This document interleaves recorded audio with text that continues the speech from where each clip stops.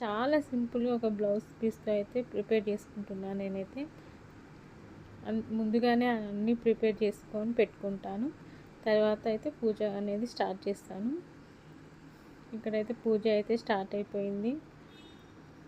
మా పాప నేనైతే కూర్చున్నాము. ప్రతి ఏ ఫెస్టివల్ ఏ పూజ అయినా కూడా పిల్లలు పక్కన కూర్చోబెట్టుకొని చేపిస్తాను. ఎందుకంటే వాళ్ళకి కూడా తెలియాలి ఈ పూజలు, మన పద్ధతులు అవన్నీ పిల్లలకి తెలియాలని చెప్పేసి ఇప్పుడు పక్కనే కూర్చోబెట్టుకొని చేపిస్తుంటాను. వరలక్ష్మి వ్రతం అనేది అమ్మాయిలకు సంబంధించింది కాబట్టి మా పాప ఒకతే కూర్చుంది.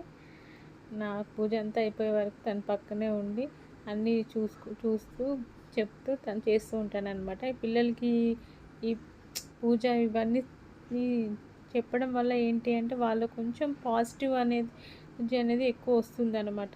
నెగిటివ్ థింగ్స్ ఎక్కువ ఆలోచించరు. ఈ పూజలు ఇవన్నీ ఎప్పుడు ప్రతిరోజు వాళ్ళకి నేర్పిస్తూనే ఉండాలి. మనని చూసి వాళ్ళు కూడా నేర్చుకుంటారు. ఇలా చూడండి పూజ అనేది ఎలా స్టార్ట్ అయిందో.